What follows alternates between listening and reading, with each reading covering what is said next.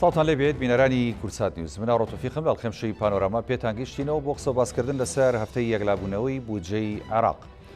لێسادا بڕیارە لەم هەفتەیە پرۆژەسای بودجەی عێراق بۆ ساڵی 2021 بە پشکی هەرێمی کوردستانیشەوە کە تاوەکو ئێستا یەکلا نەبووتەوە لە گفتوگۆکان بەردەوام من هەرێم و بەغدا بنێرێتەن جومەنی نوێنەرانی عێراق و لەوێ دەنگدانی کۆتایی لەسەر بکرێت و پرۆژەساکە بچێتە بواری جێبەجێکردنەوە.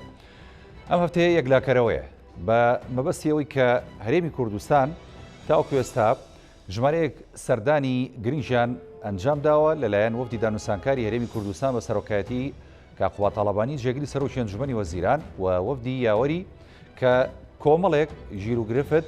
لە نێوان هەردوو لادا تا ڕادەیەک یەکلا بۆتەوە. ئەوەی کە ئێستا چاوەڕێ دەکرێت لە پرۆژەیاسای بودجەی عێراق تەنها وەکو دەوترێت ڕاستە هەندێک لە بەشەکانی کێشە هەیە لە نێوان لایەنە شیعەکان خۆیان، بەڵام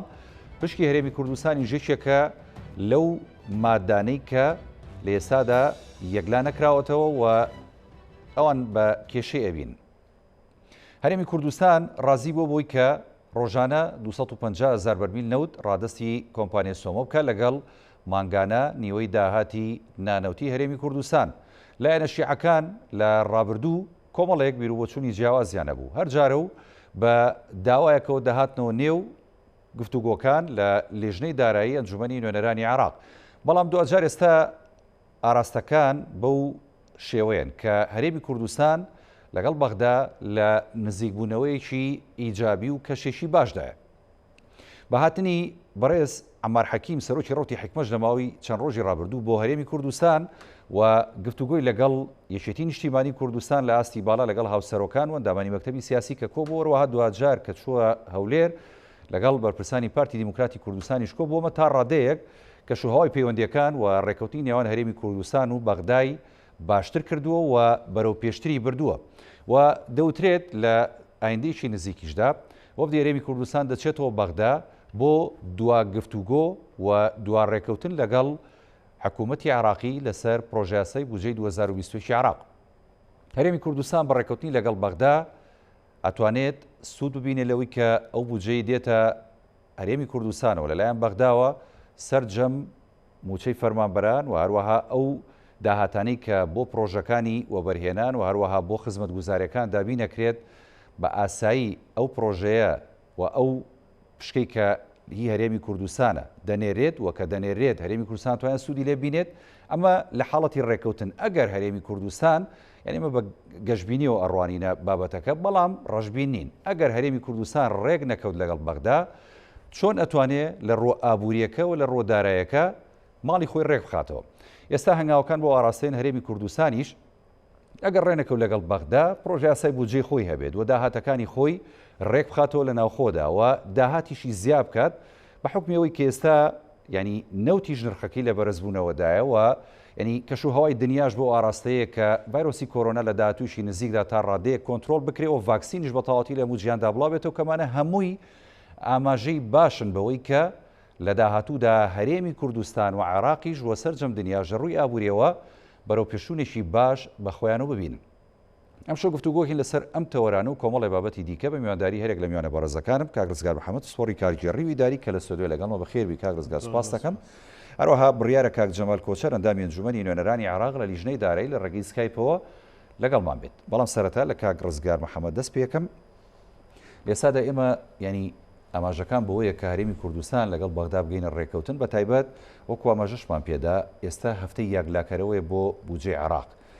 ئەوەی کە دەوترێت لە پرۆژەیاسای بودجەی عێراق بۆ ساڵی 2021 تەنها پشکی هەرێمی کوردستان ماوە یەکلا بێتەوە. ئەگەر پشکی هەرێمی کوردستان یەکلا بووە و پرۆژەکە چۆن ئەنجومەنی نوێنەرانی عێراق ئەتوانین بڵین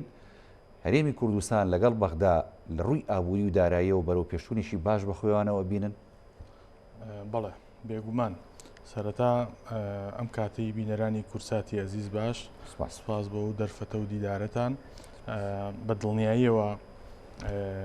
لە قۆناغێکی گرنگ و هەستیاری چارەنووسازی دارایی و ئابووری و تەنانەت سیاسیشین لە دوڕیانێکی چارەنووسازین وەکو گەلی کوردستان بۆی بتوانین ئەو گرفتەی کە لە نێوان هەرێمی کوردستان و حکومەتی ناوەندی بەغدا هەیە خۆشببختانە هەفتەیەکی یەکلاکەرەوەیە و قۆناغەکان و دانیشتناکان و دانوستانەکان بەرەو بنبەست چوونە بەرەو ڕێکەوتنە چن خۆشببختانە ئومێ دەکرێت لە چەند ساعاتەکانی داهاتوو چەند ڕۆژەکانی داهاتوو بگەنە ڕێکەوتن خۆشببختانە ئێمە هەموو هەوڵ و هەموو تێڕوانینەکانمان بۆ ئاراستەیە کە لە چوارچێوەی عراقی فیدراڵ و لەگەڵ ناوەندا بکەینە ڕێکەوتن لەبەر کۆمەڵێک خۆ کە زۆر گرنگە بە نسبەت هەرێمی کوردستان و گەلی کوردەوە ئەو هۆکارانەکانمان ئەو هۆکارانە هۆکاری سیاسین هۆکاری ئابوورین کە بنەماکەیان دەستوری هەمیشەیی عراقیە بەڕاستی ئەو دەستورە خاڵی بەهێز و خاڵی گەشی تیمی دانوستانکاری هەرێمی کوردستانە یان با بڵێن خاڵی بەهێزی پۆزتیڤی لایەنی کوردیە لەگەڵ حکومەتی ناوەندی و لەگەڵ لایەنی عراقیە زۆر گرنگە ئێمە پابند بین وەکو لە ڕابردووە داوامان کردووە وەکو ئێستاش لە دانوستانەکانە جەختیان لەسەر کراوەتەوە کە دەبێ خاڵی سەرەکی و بنەمای سەرەکی دانوستان و گفتوگۆ و توێژەکان لەسەر ئەم بابەتانە دەستور بێ چونکە لە دەستورە بەڕوونی کۆمەڵێک مادەمان هەیە لە مادەکانی 11 12 14 115 ئەمانە زۆر بەڕوونی مافی مڵکداری و مافی وەبەرهێنان و مافی بەڕێوەبردنیان ناوە بە هەرێمەکان و بە پارێزگاکان بۆی بتوانن ئیدارەی نەوت و سامانە سروشتەکانی خۆیان بدەن بۆیە زۆر گرنگە لە منتەڵەقەوە ئێمە گفتوگۆ لەگەڵ لایەنی عراقی بکەین هەر بۆشە ئێمە ئەتوانین ینی سوود ببینین لەو ڕێکەوتنەمان لەگەڵ حکومەتی ناوەندیە چونکە لە ڕووی ئابووری و داراییەوە ئەوەی چاوەڕوان دەکرێت لە داهاتووە سوود و قازانجەکەی بۆ ئێمە باشترە ئەگەر ڕێبکەوین لەگەڵ حکومەتی ناوەندیە باش ئەگەر بۆ خۆمان ڕێک نەکەوین لە ئەگەری ڕێک نەکەوتنە ئیشەڵا ئەوە ڕوونادا وەخۆ ینی ئەوە ئەگەرێکی زۆر لاوازە بەڵام ئەگەر ڕێک نەکەوین ئەو بڕیداهاتەی دێتە دەستمان بەشێکی زۆری بە خەرجی بە قەرزی کۆمپانیەکانە ڕۆیمە ناتوانین سوودی لێ ببینین موچەی ناتوانین پێدابین بکەین بەڵام ئەگەر لەگەڵ حکومەتی عراقی ڕێککەوین دەتوانین موچە دابین بکرێ و قەرزی کۆمپانیەکان لەو ڕێککەوتنە دیارێکرێ بێگومان وەکو شایستەی دارایی ئەدرێ بە کۆمپانیەکان و بە هەرێمی کوردستان و ئەوەی کە جێی دڵخۆشیە بۆ خەڵک و بۆ موچە خۆرانی هەرێمی کوردستان ئێمە ئەتوانین لەو ڕێککەوتنە دابینی بکەین و بەدەستی بێنین زۆر باشە دەست خۆشکاک ڕزگادێم و خزمەت جەناب بەتابەت لەسەر پشتی هەرێمی کوردستان قساکەین لە پرۆژەی بودجەی 2020 عراق دواتر بەڵام با بچمەلای کاک جەمال کۆچەر ئەندامی لیژنەی دارایی لە ئەنجومەنی نوێنەرانی عراق سڵاو دەبێت کاک جەمال کۆچەر لە ڕێگەی سکایپەوە کە لە شاری دۆک لەگەڵمانی سەرەتامیەوە بزانم کە جەنابتان لە بەغدا گەڕاونەتەوە یان دیارە کۆبوونەوەکانی لێژنەی دارایی کۆتایی هاتووە ینی گەیشتونەتە کۆتایی خاڵەکان یاخود هۆکارەکەی چییە ئەوە ئێستا لە پشودان زۆر سپاس سڵاوت خودێتە و بێ میێوانێتە و هەمی بین ڕۆبیستەرێت هابن ئەم نەگەشت نە بابەت نەبابەتێ پشۆیە بابەتێ وەک لجنا دارایی هەمی بودجەیە تەمام کردی بەس خاڵە هەرێمێ و بەغدایە مای ئەو خاڵژی ئەش دەستەیاندان پەرلەمانە دەرکەفتیە بووە بابەتێکی سیاسی لایەنێن سیاسی قەبیل ناکەن کو لجنا دارایی یەکلا بکەتن چونکو هەر ئەندامی لجنا دارایی ژیت گرێدای نەبسەر هەندێک لایەنێ سیاسی بەلەوە لجنة دارایی تكليفة لانت خويت سياسية كريف طبعا بحثي شيعي كاين اما كرد امد حاضر بوين بو هر مناقشه كي بس ناكو كيدنا بينوان دهبون او ببونا سيبش تنافق قودا لاني شيعي لاني سني يكلا كريبو كوانجي قوتي هرم الجالشي ام جي الجلوي اوات رشنفسي دهاتي ام بترازينا بس لاني شيعي ببونا سيبش باش اكيد قوتي فيت ملف خري رادسكن باش دويت قوتي هندي غازات ريكا جيهان رات فروشي تن رادسكن باش سيه تقولتیم ام ویتن هندش هرم داخاسکن کو ام بزانین هرم دشت پابند بیتن ام رکفتن که بکین و هرم نشد پابند بیتن معناه ما رکفتن نکریم اف هر سه بوچونه حتی نو که نفمال شیعی یک دنگ نبویه کو کومبن سر اک بوچون و بو ما بینن لوا داوید بیژن کو همی دهاتی رادسکه بیرد نفت رادسکه بس حتانو که یک دقیقه نویسای بمنه اینا لوا تا که دقیقه هیل برسنگ اندام پرلمانا دنگیل سردن حتی و دقیقه او دقیقه ویش حکومتی هاتی. باش کاک جەمال ینی ئێمە دەبینین ینی لایەنە شیعەکان ڕاستە لە ڕووی سیاسی و کە پەیوەندی لەگەڵ هەرێمی کوردستان دەبەستنەوە کە لایەنەکانی هەرێمی کوردستان بە یەکێتی نیشتیمانی و پارتی دیموکراتی کوردستان و ئەوانەی دیکە کە دەچنە لایەن ینی تا ڕادەیەک ئەمانە ئیجابی قسە ئەکەن و ینی دایانە پشکی هەرێمی کوردستان لە پرۆژیاسای بودجەی 2021 هەبێت وە جێگیر بکەن. هۆکاری چی ینی ئەندامانی لێژنەی دارایی بەو شێوەیە مامەڵاکەن ئەمە لە سەر و خۆیانەوە ئەم داواکاریانە ئەهێنە ناو ینی لیژنەکەەوە یاخود ئەمە داوای خۆیانە بە دیاریکراوی لە ناو لیژنەی دارایی کاک جەمال. نەخێرەوە دوو بۆ چۆنێت هەینیان دوو جۆرێت ئەندام پەرلەمانان و کەمەیت هەین هەمی فراکسیۆنایەت کوردیەت عرە سنیەت شیعی جۆرێکی ئەندام پەرلەمانەتەیە هەی حتانوکەی پێگیرە بۆ چۆنێت لاەنێت خۆیت سیاسی هیچ ڕفتارێکی پێنگاوێکی ناهاوێژیتن ئیلاوە لاەنێوی سیاسی دوێشتێ جۆرێکی دیە هاتی کۆ یێ نییە ئەvە شوانە ئەvێت بۆ چۆناخۆ قەرەحکەتن و دوێ خۆلێدا مە ئەف جۆرێ پەرلەمانە دیت کۆ چەندین فراکسیۆنا یە هەی تایبەتیت ناف عربادا احتمالە حتانوکەی سێ فراکسیۆنا یە چۆی و vê dîmayîkê jî wisa taxvîtin kennema yê serbexwe lewa ev êkiş xalane xala duê em dizanîn ku laenê şîî hemiye razî nîne ev hikûmeta Kazimî laenekî hey her nevêtin ev hikûmeta serî bigirîtin û divêtin ev hikûmeta faşil bibîtin û şermizar bibîtin û bikevîtin ew ê jî take rêka li bersingê wê ku nêzîktirîn tişt babetê budcê ye û pisana hî jî divê budcê da beşê herêmê ye lewa istiqlala ev ê xaleyê diketin ev ya duê ya siyê ev budce qederan du mawada ya borî mawê berî helbijartin bêne paşê xistin şeşî şeş بۆ دهی ده و ماوەی پشتی هەنگێ طبعا دوان هەردوو ماوادا چەند نزیکی انتخاباتا بوون مزایداتت زێدەتر بوون وەختێ مزایدات نەماین جارێ پاشێ خستن هاتنە سەر عەقلانەتێ و حکمەتێ و کاکیشکێ دێشێن هەرێم پێ پابند بیتن الگەل خاڵاسیە هەندێک لایەنێت شیعی هەروێگافکێ مفاوەزاتێت سەرۆک وەزیرێت داهاتیە لەگەل هەرێمێت کەتن ئەمە دزانی vêgavkê sê kutlene sê boçonê ciyawaz hebûn vêgavkê du boçonêt hatîne guhirîn êkamay kutla Sadriya ku dibêjin serok wezîrê dahatî her dêşme bîtin kutla bêjin ya Hadil Amrî wan ku Hadil Amrî xwe jî xwedanîtin berbijêrê dahatiye serok wezîrê Iraqê ye û kutla dewlet qanûn ku Nur el-Maliki jî vêgavkê yê behsiyendê diketin wekî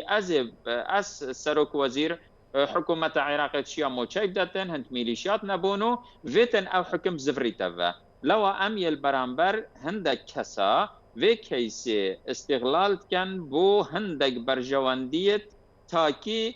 çip avakerî bîtin çip xirabkirinê bîtin yê hey temamen dijî rawistîtin çunku berjewendiyet wî الگەل وان لایەنا بجه نابێن و هەندێکی دیژی هەی نەخێر نەرماتیەکە باش یا نیشاد دەتن چونکو دوێتن سەرۆک وەزیرێ داهاتی بێتن کەواتە ینی ئەتوانین بڵێن ئێستا هەرێمی کوردستان کێشەیەکی هەم سیاسیە هەم کەوتۆتە نێوان بەرداشی ململانی نێوان لایەنە شیعەکان کە لە نێو ماڵی خۆیاندا ناکۆکن هەرێمی کوردستان ینی توانیوێتی خۆی بگونجێنێ لەگەڵ ئەم وەسعی کە ئێستا هەیە لە نێوان لایەنە شیعەکانە و لە داهاتووشی نزیکدا ئێمە ئەتوانین پشکی خۆمان جێگیر بکەین ئەگەر ئەتوانین ینی نەرمی هەیە و ئێوەکو ئەندامیشی لیژنەی دارایی لە ئەنجومەنی نوێنەرانی عراق هیچ ئاماژەیەکی باشە بینن لەو ڕۆوە چونکە ینی قسەکان وابوو کە هەرێمی کوردستان و بەغدا زۆر نزیکن لە یەکەوە لە ڕابردوو جارێ هەرێم ئەvê جارێ جیاوازی هاتیە بەغدا وسا نیشادای کو ئەس یە هاتیم لەگەل بەغدا ڕێک کەvim و پێنگاوێت هاوێتین jî پێنگاوێت دڵخۆشکار بووینە و جهێ دەستخۆشیێنە و ئەم سوپاسیاوات کەین کو vê rengê hatîne بەغدا شلایەکی ve hemî data û pisyarêt wan kirîn û datayet wan viyan boîna şilayekê dî ve şand bo cara êkê hindit mîn tel bexda şilayekê dî ve serokê dîwana rêqaba maliya herêmê hat û gel ya bexdarî nişto rêkeftinek kir û yani ev hemî pêngavêt erênîne û herêm دیتنا من وجارەیە جددیەک و بۆ ماوەیەکیژی بیتن پابند بیتن vê rêkeftinê çunku şikayeta Parîs hey ala esas navarast heyva çar dê tekirin eger heta wî radê jî bîtin herêm ya xwe berhev ketin pabend bîtin çunku pabendbûna wê divê rêkeftinê ihtimale ya an wê şikayeta Parîs hatiye kirin dê êkila ketin ev xalaka serekiye wextekê dî jî da ku herêm ya geştiye wê qenaetê egel gel Bexda rek nekevîtin her qeyraneka rîb detin hiştî berê ew nemaya ku dewlet hemîl pişta herêmê bin û bên harîkariya wê bikin û babetê aborî alemê xirê bûye babetekê ye hestiyar dewlet hikûmet dê kevin û dewlet dê lawaz bin û hindek dê pês kevin di babetê aborî da lew ev dîtina min herêm heta nûke başiya hatiye Bexda eger bimîn tel ser vê demînît xwînaxa piştiyengê ku pabend bîtin Bexda dîtina min dê ête serwî bijardeyî ku gel herêmê rêk kevîtin wan nûke yek girêya hey girêya ku kî dê biryarê detin Bexda vêgavkê li anê şîî eş helbijartina tirsîtin qenaeteka kulliya bû çêbûyî bijardê 250,000 ew bijardê yê mumkin yê ku cêbecê bîtin bes û hemî jî tinê wekî em milgel rîn nexarê vê bijardê pêt razî ne bes wan vêtin koyê serkirdê şî'a vê biryarê bidin çunku wekî sibahî çîte deng danê û mizadat tê nekirin hola perlemanî ve da layen neêne tuhmet barkirin ku servet û samanê Basra yê daye herêmê û ye herêmê jî bû herêmê دەست خۆش کاک جەمال دێمە خزمەت جەناوە دووەندێ پرسیاری دیکە وردەکاری کاکرزگاریانی و کاک جەمال ئاماژەی پێدا سەردانی وەفدی هەرێمی کوردستان کە چەند جارێک دەکرێت بۆ بەغدا ئەمانە هەمووی ئەنجامی باش و ئەرێنیان هەبوو کاریگەریشیان هەبووە بەڕاستی ینی لەسەرەوەی کە تا ڕادەیەک بۆ چوونەکانی نێوان لایەنە شیعەکان نزیک بکەن و لەسەر پشکی هەرێمی کوردستان لە بودجەی 2020 عراقدا هەرێمی کوردستان کاتێک کە گفتوگۆکە لەگەڵ بەغدا ڕاستێمە کێشەکەمان کێشەیەکی سیاسیەوە ئەو دا و داخوازانی کە هەمانە زۆر لە مەسلەی بودجە و دارایی گەورەترە چکە ئێمە مەسلەی خاکمان هەیە لەگەڵ بەغدا مەسلەی نەتەوەمان هەیە لەگەڵ بەغدا بەڵام ئەو وەفدانی کە دەچنە بەغدا و ئەو لیژنە تەکنیکی و هونەریانی کە هەن توانیویانە واقعی دارایی لەگەڵ بەغدا بە تەواوەتی یەکلا بکەنەوە و متمانەیەک دروست بکەنەوە لە ڕووی داراییەوە لە نێوان هەردوولادا بەڵێ لە ڕاستیە ئێمە کە ئێستا گفتوگۆکەین لەسەر ئەو بابەتە نابێ مێژووی یان ڕابردووی ئەم پەیوەندی نێوان هەرێم و بەغدا لە بەرچاو نەگرین بەڕاستی چونکە ئەمە درێژکراوەی ململانێ و ڕکابەری و شەڕ و کۆمەڵێ گرفتی سەرەشی ڕیشەییە لە نێوان حکومەتی ناوەندی و هەرێمی کوردستانە و ناکرێ ئەوانە لە بەرچاو نەگیرێت کە باسی ئەم گفتوگۆیاکەین هەرێمی کوردستان ئێستا لە دوای ساڵی 2017 بەڕاستی لە پێگەیشی لاوازەوە مامەڵەی لەگەڵاکرێ ینی دەوڵەتی ناوەندی لە دوای مەسلەی ڕیفراندۆمەوە ئەو مەیلە زاڵی هەیە ئەوێ دەسەڵاتی ناوەندی بەهێز بکاتەوە و لە بەرامبەریشدا حکومەتی هەرێمی کوردستان و هەرێمی کوردستان با بڵێن نەتەوەی کورد ئەو ترسەی هەیە لە هەموو حکومەتەکانی کە لە ڕابردووە ڕوبەڕووی بۆتەوە و ڕوبەڕووی بۆتەوە لەگەڵیاوە تووشی داپلۆسین بووە و ستەمی لێ کردووە و فێڵی لێ کردووە و نەیتوانیەوە مافەکانی بۆ دەستەبەر بکە بۆیە ئەم ترسە لەلایەک و ئەم بێ متمانەیە و ئەم هەست و مەیلە زاڵەی حکومەتی ناوەندی بە تایبەتی بەداخەوە لایەنە شیعەکان ئێستا کە ئەوەش هۆکار و گرفتی خۆی هەیە بە جۆرێک لە جۆرەکان ئەجێندای ئیقلیمی و نێودەوڵەتی هەیە ڕەنگە دەستی هەبێت لەوەی کە قەواری هەرێمی کوردستان و سنووری هەرێمی کوردستان و پێگە ئابووری و ژێرخانە ئابووری و دارایەکەی بەڕاستی کۆنتترۆل بکەن و وردە وردە لاوازی بکەن بۆیە زۆر زۆر گرنگە ئەوانە لە بەرچاو بکرین ئەم بەرزی و نزمی و ئەم هەڵبەز و دابەزەی جۆری پەیوەندیەکەی نێوان هەرێم و بەغدا درێژەی هەیە و کێشەکە ڕیشەییە ینی تا ئێستا گەر چارەسەریش بوو بێ لە ڕابردووە وەکو سڕکەر بەکار هاتووە یان حکمەتی پیاوێکی بەڕێزی وەکو بەڕێز مام جەلال بەڕاستی توانیوێتی بە جۆرێک لە جۆرەکان ئیدارەی ئەو عەقڵێت و بیر و بۆ چوونە جیاوازە سیاسیانە بدا بۆی بتوانێت مافەکانی گەلی کوردستان بەدەست بێنێت. بەڵام لە ڕووی دەستوری و لە ڕووی یاساییەوە ئەمانە هیچی گرفتی نییە. هەنی دەستور ئەو ڕێگانی بە ئێمە داوە کە بتوانین ئەم مامەڵێ بکەن و بودجەی ئێمە لە حکوومەتی ناوەندی و بگاتە دەستمان. کەواتەوە بەغدایە کە بودجە پێشێ لە کاو مافی کوڕ نادە. ئەوە بەغدایە و بەداخەوە لایەنی سیاسی کوردیش هەیە کە جۆرێک لە جۆرەکانە ئەوێ بۆ ئاراستەیە نەڕوات. هەنی بەڕاستی ئەوە نابێ بیشارینەوە لایەنی سیاسی کوردیش هەیە کە بە جۆرێک لە جۆرەکان ئەوێ ئەو ڕێکەوتنە سەر نەگرێ و بە ناوی ئابووری سربەخۆ بە کۆمەڵێ ناوی ترەوە ینی زەرەر لە قوتی خەڵکو و لە بژێوی خەڵکی کوردستان. کارزگار من ئەمەوەکو جەنابەکو پسپۆڕێکی هەم کاریگێڕی و هەم دارایی ینی ئەو پرسە لە جەنابەت بکەم بۆ نمونە ئێمە زۆر باز لە ئابووری سربەخۆ کرێت هەموو وڵاتێک یاخود هەموو هەرێمێک یاخود هەموو نەتەوەی حەزەکات کە ئابووریکی سربەخۆی هەبێ بۆی کە لە ڕووی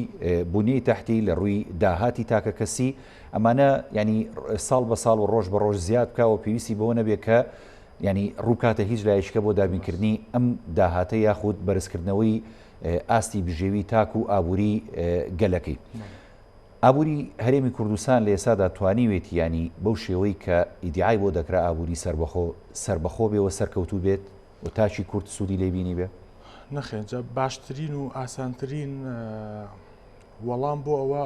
ئەو دەرەنجامەیە کە ئێستا لەسەر ئەرزی واقعی هەرێمی کوردستان هەیە بژێوی خەڵک لە ئاستێکی بەڕاستی خراپدایە موچە نییە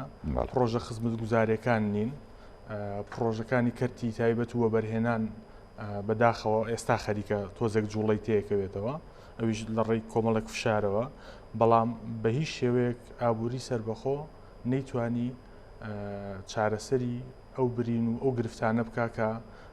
ڕوبەڕووی گەلی یاگەلانی هەرێمی کوردستان بووبەوە. لەبەرەوە ئەوە پرۆژەیەکی بەڕاستی سەرنەکەوتوو بوو و لە ئێستاە ئێمە ئەبێ لە چوارچێوەی دەستورە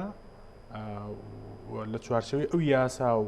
ئەو ڕێنمایانەی ئەو دانوستانانەی هەمانە لەگەڵ حکوومەتی ناوەندی بە ئاراستی حکوومەتی ناوەندی بڕین چونکە لە ڕووی تەکنیکی و لە ڕووی هوەری و لە ڕووی داراییەوە ئێمە زیاتر سوود لەوا بینین بۆ خەڵک بۆ پرۆژەکانمان بۆ لەگەڵ بەغدا ڕێکڵێ لەگەڵ بەغدا ڕێبکەوین چونکە بینیمان ئێمە لە ساڵی 2019 داهاتی ئێمە تقریبان 15 ملیار بووە 5 ملیاری بۆ موچە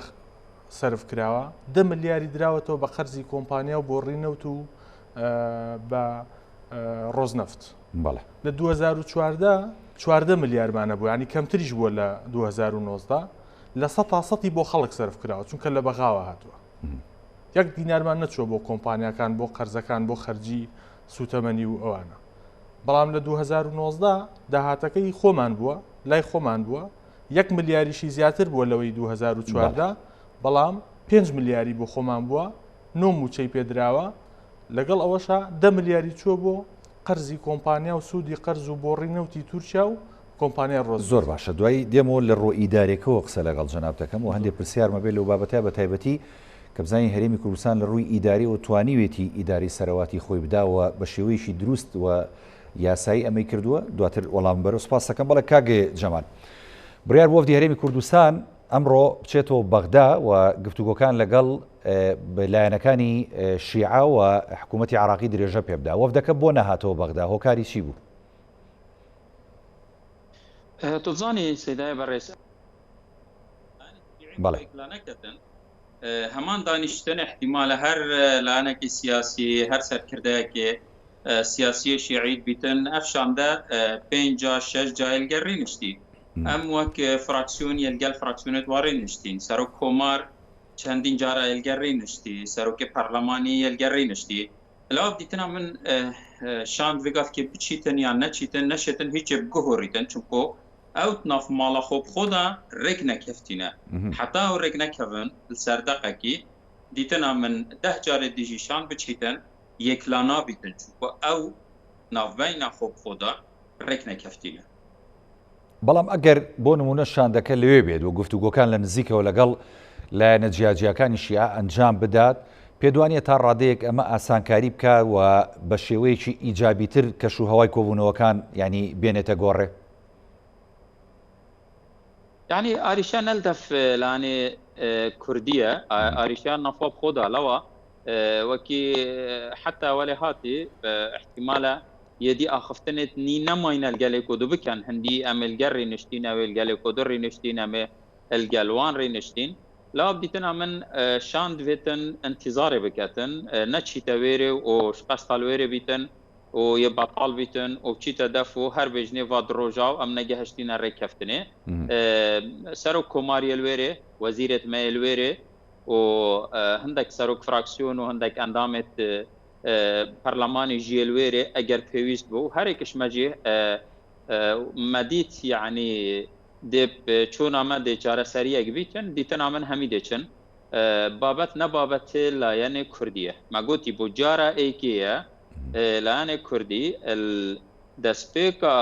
هاتنا بوجي حتانو كا ما قلتي امت رازينه في اواش حكومتي هاتي اگر هيم فيت رازينين دقيقي بو ما بينن حتانو كا اوا چلو پنج روجا حتى چلو شش روجا و دبو ما دقيقين اوت ناف بين خوف خدا ركنا كفتينا بوجاره ايكيا آريشا نلدف حريميه يلدف وان هي اوا حريمت بجيتن وان معادله قضاناي چندين ساله و گرم کین بیرکاری من اول بس قناة کاوسا قلت هر معادله كبيركاري دبشت سين زائد صاد يساوي عين يعني 250,000 برميل زائد نيفكا دهاتي يساوي رجا هرمي باش افرو كوكي تتي في معادله جوهري تبيج من همي دهاتي رادسكا يعني دو جاري وي اما 250,000 تبقى في بيج من 406 يام 500,000 يعني تبقى دو سين زائدا صاد ما ده هر يساوي بيت عين وقتی تو همیش مداخست کی و تو برانبری و نه تحمل تکالیفت منیت حکمرانیه بکی یتوان اوت نتناف بودجه دابونمونه تموچخوری هی اوان 682,021 کسیت نویسان ویره مبکیمی 750,000 هین اوی خانه نشین ما زندان سیاسی ما شهید ما چه بیتن یعنی بابت پکفتیا بابت پشمرگی بابت چندین جورت مچخوردی میتین اواخر دفوانینن ما تشوی وزارت میتین ما پروژه پارزگاه هایتین اواخر او وکی بومن بودجه ندانیتن ویتن مقابلی و دهاتی بوم پیلیتن اسب بودجه بدانم کاک جەمال کە ئەو سێلایەنەی شیعەکە لە نێو خۆیاندا ڕێک ناکەون پێ دوایە هۆکارەکەی ینی ڕاستە شەقامی شیعی تا ڕادەیەک گوشارەکە لەسەر ئەو لایەنانە و لەسەر حکوومەتەکەی کازمی بەڵام ینی هۆکارێکی دیکە ئەوە نییە کەوان تا ڕادەیەک بێمنەت بن لەوەی کە نانەوێ ڕێککەون لەگەڵ کووردا چکە زان کە نرخی نەوت بەرز بۆتەوە و لێسادا پێویستیان بەوە نییە کە نەوتی هەرێمی کوردستانی ژۆر بگرن چکە زۆر جار دەوترێت کە بەهۆی ئەوەی کە عێراق پابندە بە ڕێککەوتنی ئۆپیکەوە نایەوێ لەو ڕێژە زۆری کە ئۆپیک بۆی دیاری کردو نەوت بنێرێتە دەرەوە چکە گەر نەوتی هەرێمی ژۆر بگرێت ڕێژەکە زیاترەکالی زانی چندین هۆکارێتین هۆکارێکی ئەوەیە دەستێکی دەرەکیە هەی ئەدوێتن هەرێم بچیتە بن هەندێک ئەجیندایە و حتانوکە هەرێم نەچووە بنوە ئەجیندا ئەکتیا دوێ هەندێک شوان هەر شەڕێل گەل کازمی پڕێکامەیت کەتن يعني بيانو بابت هرمية حكت أصل ده شر الجل كاظمي أبا يادوي ياسية شقامي هيج داخازيش هرمي نكريا وشقامي يتتنو يدبجيتن خوزيكا حكومتك يعني افتشت الفيري هات يكرن كو اگر شقامن اگر اواكرنا اگر امناهية اگر باقجية خوزي اول بارزگه هدمجي هات باكرن بابت نبابت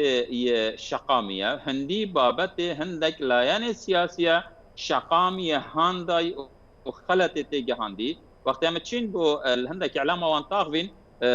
راسا شقام دبيجيتن افا يا درست بجنيت ما ام خلت تيجهاندين افا يا سيايا چاره هندك شر النافبين واب خدايا شر النافبين واب خدايا چوا بونمون الان اكيد ويتن بركفيتن لا يعني دي چونكو يتشرد الجلوي درابيتن ويكتن ياكو ركنا كفتن خدمت اويد كتن بترش ركفتنه افابت همي يتكون بوين اتوي بابت هرمه دا احمد گهشتینه اوی حدی حالی اوی وگفتی کو نزیکی 5 روزه حتی نو که نشیاینه یک دیره بینن ام من گفتگوی سر بکن خو وقتی تو چه گفتگو تو دل سر تشتکی کی حتی نو که او تشت نهاتیه اوی کو هم گفتگوی بکن تکرم که کاشاند بچیت آنه خوفتن شاندی تشتکی هی ید بجیتن من افد ویتن تچد ویتن یخوبم بینه وکی خونه اینیتن او ویجی رازی نبیتن اوی گفت که تو نشی چی گفتگو بکی ما افا گوتی ما گوتی هەندێک لەلایەنی شیعە بیان بە ینی پرۆژه یاسای بودجە بەبێ کورد بەبێ پشکی کورد بخرێتە نێو ئەنجومەنی نوێنەران و بەسەم کرێت شتی وا هەبووە ینی تا ئێستا نبويا بقفكي هندك دولة قانون جماعة مالكية في داخازت كان كو بودجا جاري يا داخاز كيري هر ماده يازده جبين نداره نه هوجه ماده كي وسط دابيتن بيانو هندي كو هجتا هندي ما چه ماده بحثي بصرانه كريا ما چه ماده بحثي سما وعماره وانا كريا دام بين ايكي بحثي هريمه بكين افي راكين طبعا بوندي كو نافيتن اف بودجا بريفا بچيتن اوادیا هی کو هندک لایانی هی وقف که داخاص کتن اگر نگه نره کفتنه یدی زیادتر متحمل نماو ام دب زورینا سیاسی اپریو بین طبعا زورینا سیاسی بیت نامن اگر و جاریجی زورینا سیاسی بابت که وصای هستیار اپریو بر و کرد بریارا خوب دتن چه رفتار ویری ویول گل بغداد بکتن چونکو نابیتن زورینا سیاسی الجهه کی بيتا ساباندن كو دستورك هبيتن دستور بحثي يعني توافقي بكات بحثي توازن بكات بحثي مراعاة مكوناتها بكاتن أبابو جارة إيكي يدخلك برلماني دا تشتك بيتا بريفابرن بين تواكيان بي مذهبك بو جارة إيكي شيعة تشتكي فرص كاتن سر سنة كردي تدو یاسادا بیوان اپریوت بتن دەست خۆشکاک جەمال دێمەوە خزمەت جەنابەت سوپاس دەکەم کاگێ ڕزگار محەممەد ینی بۆ نمونە ئێستا کاگێ جەمال ئاماژە بۆەدا ئێمە ئەگەر لایەنی شیعە بەو شێوە پێداگیری بکات و نەیانێ ڕێککۆن لەگەڵ هەرێمی کوردستان و تا هەرێمی کوردستان ینی هەموو خیارەتەکانی بە مەفتوحی یشتۆ بەکراوی یشتۆ لە بەردەم شیعە و ماڵی شیعە و لایەنەکانی شیعە کە دەڵێ ئێمە ئامادەین بۆ ڕێکەوتن بەڵام ینی ئەمە بە ڕژبین نەبین هەرگەشبین من بەڵام ئەگەر ڕێنەکەوتین لەگەڵ بەغدا هەرێمی کوردستان لە ڕووی ئیدارەدانی ئەو داهات و ئەو دەستکەوتانی کە لە ڕووی نەوت و لە ڕووی داهاتی ناوخۆیی و فڕۆگەخانە و سنوورەکان و دەستیەکەوێ ئەتوانێت چۆن ئیداری باتەوە ئێستا کۆمەڵی هەنگاوی باشێ لەلایەن حکوومەتی هەرێمی کوردستان کابینینەوە کە ئەوێت بە ئاراستەیە کار بکە کە تا ڕادەیەک گەندەڵی کەم بکاتەوە و ئەم داهاتانە زیاد بکە بتوانێت بۆی کە هەریج نەبێ موچە لە کاتی خۆیان دابین بکات لە ڕووی ئیداری و کارژێڕێکەوە هەرێمی کوردستان ئەتوانێت زاڵ بێ بەسەر ئەمە لە ڕاستیە هیوادارم نەگەینە ئەوەی ڕێنەکەین هیوادارم ڕێککەوین لەگەڵ بەغدا لە بروی سوود و قازانجەکان لەگەڵ ڕێکەوتنە لەگەڵ بەغدایە سەبارەت بە ناکۆچی یان ڕێکنەکەوتنی لایەنە شیعەکان لەگەڵ هەرێمی کوردستانە ئەوە جۆرێکە لە فشار بەکارهێنن لەگەڵ شەقامی عراقیە چونکە بەرەو هەڵبژارنەکانە چن بەرەو هەڵبژارنەکانی پەرلەمانی عراق ڕەنگە جۆرێک لە جۆرەکان وەکو کارتی فشار لەگەڵ هەرێمی کوردستان بەکاری بێنن بۆ کۆکردنەوەی دەنگ و ڕازیکردنی هەواداران و دەنگدەرانی خۆیان لایەنە شیعەکان بەرحاڵ هیوادارمەوەش چارەسەر بێ بەڵام لە ئەگەری ڕێکنەکەوتنە ئەمەش ئەوەیە کە بەڕێز کاک جەمال باسی کرد لایەنە عراقیەکان ڕەنگە فشاری زیاد بکەن و داوای ڕادەستکردنی هەموو داهات و دۆسیی نەوتی و نانەوتی بکەن لە هەرێمی کوردستان کە ئەمەش ڕێگایشی داخراوە بەڕاستی مەجای گفتوگۆی تیان نامێنێ لەگەڵ هەرێمی کوردستان هەرێمی کوردستان لەسەر زاری سەرۆکوەزیرانەوەی وت کە ئێمە بە هیچ شێوەیەک هەموو دۆسیەوە ڕادەست ناکەین ینی ڕەتی کردو هەر دەستوریش ینی ئاماژەی پێ نەکردو ینی دەستوریش ڕێ بەوە نادا و ئینێکی دەستوریە بۆیە پێویستە حکوومەتی عراقی لایەنی عراقی ئەوەش بزانێ بە هەر حاڵ ئەگەر واش بێ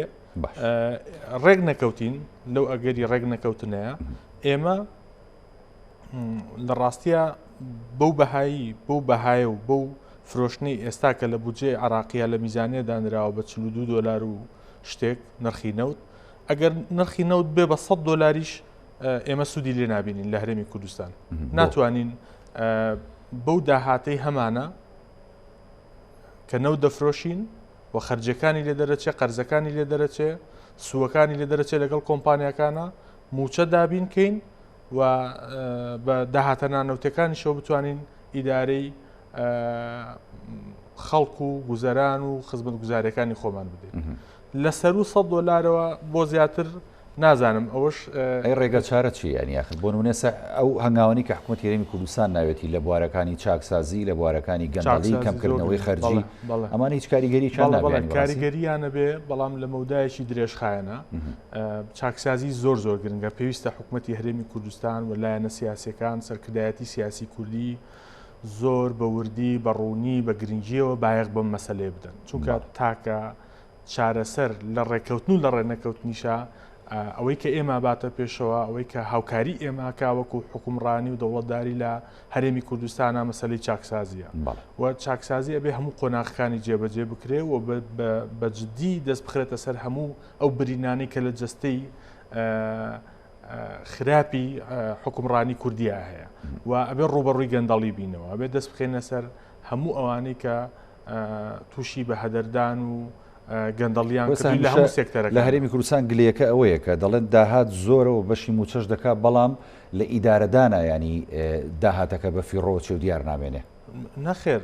داهاتەکە ڕوونە ئێستا بۆ نمونەیەک بێنمەوە ساڵی 2019 800 ملیار و 438 میلیۆن دلار داهات بووە 700 میلیۆنی بەدانەوەی قەرزی کۆمپانیان ڕۆشتووە 25 میلیۆنی بە سوودی قەرز ڕۆشتووە 2 میلیۆن و نیوی حەقدەستی کۆمپانیەکان بووە 498 میلیۆن بۆ کۆمپانیای وزەی تورکی ڕۆشتووە هەتا ئاخیری ینی هیچمان بۆ نامێنێتەوە بەڕاستی و ئێستا ژەروایە ئێستا ژێمە قەرزمان لەسەرە حەق دەستمان لەسەرە گرێبەستی 50 ساڵە وەکو باسێکن کراوە ئەوە لە گردنمانە و لە ملمانە ئەبێ قەرزی بینەوە ینی ئەوە بۆ ڕێە خۆشمان دروستمان کردووە و خۆشمان پارەکەمان داوە و کرێکەشی هەر لە خۆمانە سەرن ینی ئەمانە هیوادارم هەندێک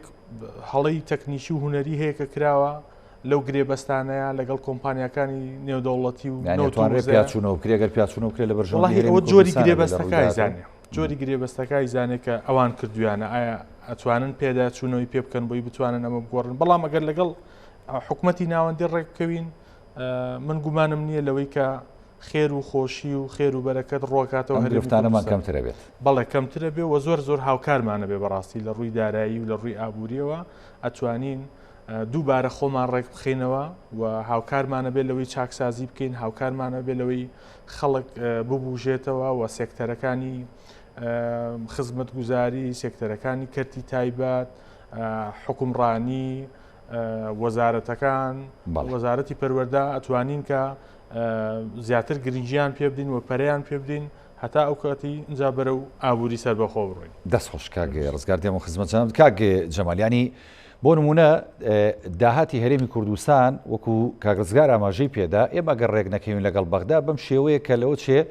تا ڕادەیەک نەتوانین لە کوردمەودادا ینی ئیدارەدانی مالی خۆمانی پێڕێک بخینەوە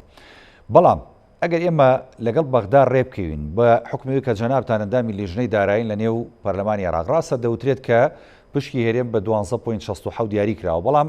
ینی ئاماژەیەکی دیکە هەیە کە و پشکە زیاد کراوە بۆ لە 13 ئەمەیان تا چەند وایە ئەگەر وابێت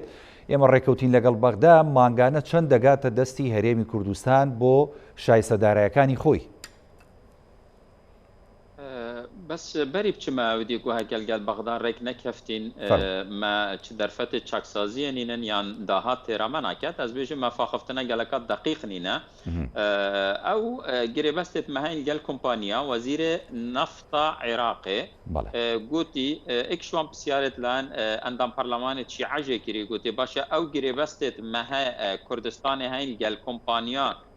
دێشێن پێدا چۆنێ بۆکیان گوتی بەلێ ئەو گەلک شوان کۆمپانیا پەیوەندی ئەلگەلمەکیری هەکەرهین گازێ خڕێش هەرێمێ وەرگرن ئەمت مستعدین پێداچۆنێکێ یعنی جارێکا دی ڕێککەفتنێل گەل هەوا بکەین شێوازێکی نەوەکی هەرێمێ معناوێ بەرهەڤیەکی ئەلدا ڤان کۆمپانیا هەی ئەگەر باشە کەواتە ئەو هەنگاوە ئیجابی نییە بەڕای جەنابەت ئەگەر ئەوان پێداچوونەوە بکەن بۆ گرێبەستانەیە یا هەرێمی کوردستان زەرەرەکە ئەگەر پێچوونەوە بکرێت نخیر پیدا چون بتا کرن بگومان و که عراق ده پیدا چونه کتن و باشیا خود ده پیدا چونه کتن کو او بش دتوان کمتر لب کتن و اف کمپانیا جی ادبر هفن کو تنازل جيب كان چونكو آريشة بواجي چد بن وقت يعني بهاي غازي عن غاز بخو آريشة تتفروتن چلگل تركيا بيتن چه امريكا محكمة هاي السرفي فروتنه اوان جد بيتن بين چارچوبه که یاسایی دا و بسانه هیتر پاری وابطه دان اوش لایکی و یادوه حتی نو که اول هرمی تتکرن نابیتن بجینه چاکسازی اول نه چاکسازیه چاکسازی اول تا 500,000 بن دیوارت هین اش همی جورت مچخورت و همی بینیه داره چاکسازی اول نه تقاعد کری بناوین وزیری و خب حیات اخو نزانید الكيش وزارت هاتيا تقاعد كرن تو بس براوستيني چاكسازي او اف هندد هاتي هاي راز بدت خزينه حكمته دا وقف كي نا چيتت خزينه حكمته دا چيتا بريكا عندك لان سياسي وعندك كسا وعندك كومبانيا و اففتن درستي بچيتا او حكومته بين بغداد اگر هرم الجل بغداد ركبت بجمان دش سه آريشت مازن خلاص بيتن يا ايكي پاره ايكي مسوگر دي بويتن اف پاره بسيارتا بودي چند اتن وقت بودجه 164 تريليون تقريبا 13.9 تريليون دا بومائن اگر به وگاف کید بین 127.33 تریلیون بدیتنا متنا بین 10.9 حتی 11 تریلیون دی بو هرمین کم کینا نسبه و تناسب 164 13.9 تیم پاش 127 دی چند تیم در که 10 پوینت کسرک وک رجا میشیای زیده کین 12.67 بو 13.92 کل دیف جمهوریاری وزارت پلاندانان عراقی رجای ما 13.9 تقریبا 92 ابدا زیده بیتن حتی حدی زۆر باشە ئێستا ئەگەر ینی هەرێمی کوردستان ئێستا تا هەم ینی ئامادەی خۆی دەربڕێ بۆ هەموو ڕێکەوتنی بەڵام لایەنەکانی شیعەیە بە هەموو ئاماژەکان پرۆژەیاسای بودجە دووە ئەکەوێت کە بێتە ئەنجومەنی نوێنەران بۆی دەنگی لەسەر بدرێت چۆ قەرار بووم هەفتەیە بێت يعني بديتنا من اگر بابت شو برف يكلاكرنا دنگدان السر زورينا سياسي بديتنا من دي اتا تاخير كرن چونكو لا يعني سنيجي وقف كي ني رازية بيتا يكلاكرن زورينا سياسي چونكو اوتزانن اگر افروكا بي كرد هاتا يكلاكرن صباي تشتكي بوانجي دي بيوانجي اتا يكلاكرن جبرند مگوتیویت کرد نامه که تند بگهین تا بغداد هر گاوه که یک لاکر زورینا سیاسی دی محلویسته که تند هبیتن و بیتن و کشان سیاسی اش حکومت وش پرلمانی بیتا کرن دا اف عقلیت زورینا سیاسی هیچ رنگی که تفکیر نکتن کوسا اکلا کتن بدیتن من دی تاخیر بید بس البن فشار شقامی وش بالبن في شهر شعبوية أفيت ناف برلماني دا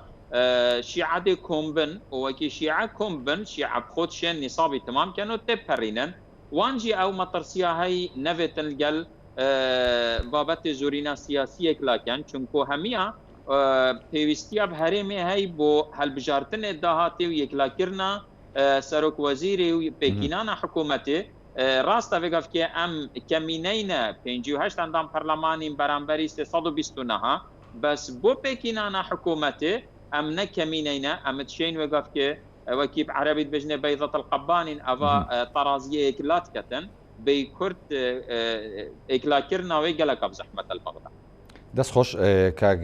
جەمال دێمە خزمەتێ بۆ دواوتە کاک ڕزگاریان ئێمە دوا پەیام و دوا سەرنجی خۆت بە گشتی لەسەر پرۆسەی هەم گفتوگۆکان هەم ڕێکەوتن و ڕێگنەکەوتنی هەرێمی کوردستان و بەغدا ببیستن فەرموو. وەڵام وەکو ئاماژەمان پێکرد خواست و تەنانەت خەونی ئێمەژەوەیە کە بەرەو ڕێکەوتن بڕێن چونکە قازانج و خێرەکە لە ڕێکەوتنایە بەڕاستی ئێمە وا بیری لەکەینەوە بە سوود و قازانجی خەڵک بە سوود و قازانجی فەرمانبەران بە سوود و قازانجی مامۆستایان قوتابیان دایک و باوکان ئەمانە هەمووی ئێمە بیر لەوانەکەینەوە ینی ڕێککەوتن لە بەرژەوەندی خەڵکی کوردستانایە هیوادارین ڕێککەون و ئەم جۆرە لە سیاستکردن و ئەم جۆرە لە ڕوبەڕووبوون و ململانی سیاسی بە خەڵک نەفرۆشتنەوە بە خەڵک باجەکەی نەدا. من تەمە ناکەم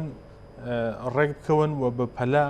یاسای نەوت و گاز ئیشی لەسەر بکرێ بە پێی مادەکانی 111 و 12 و 114 و 115 دەستور چارەسەری زۆربەی کێشەکانەکە بەڵێ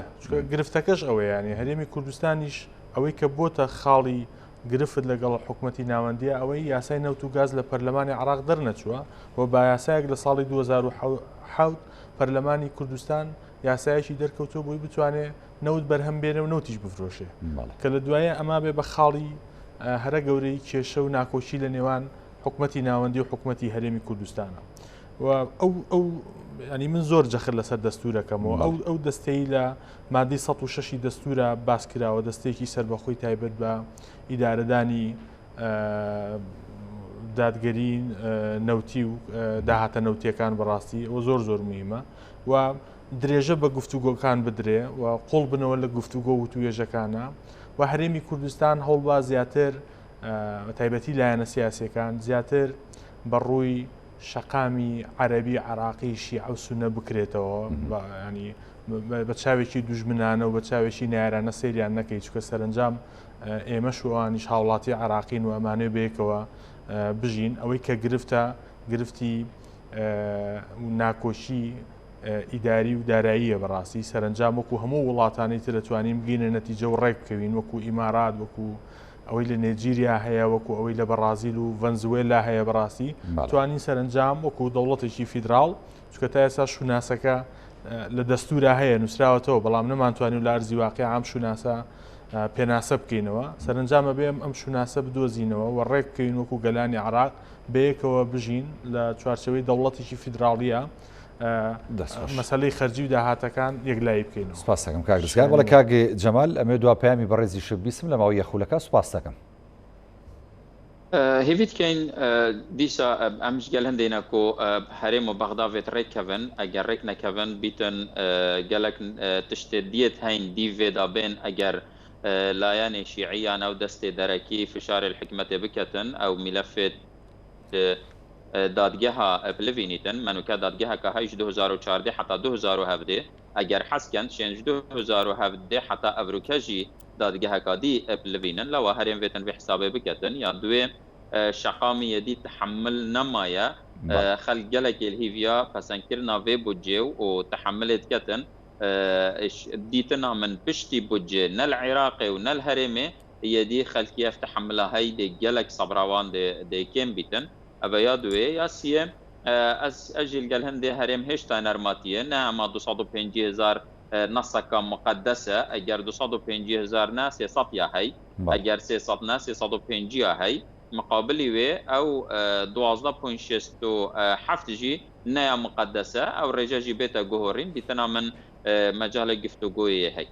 بەڵێ سپاس بۆ بەڕێز جەمال کۆچەر ئەندامی لیژنەی دارایی لە ئەنجومەنی نوێنەرانی عێراق کە لە شاری دووهۆکەوە لەگەڵمان بوو لە ڕێگەی سکایپ سپاس دەکەین ڕاستپاس بۆ کاکزگار محەممەد سپۆری کارگێڕ و دارایی کە لە ستۆدیۆ لەگەڵمان بوو سپاس دەکەم.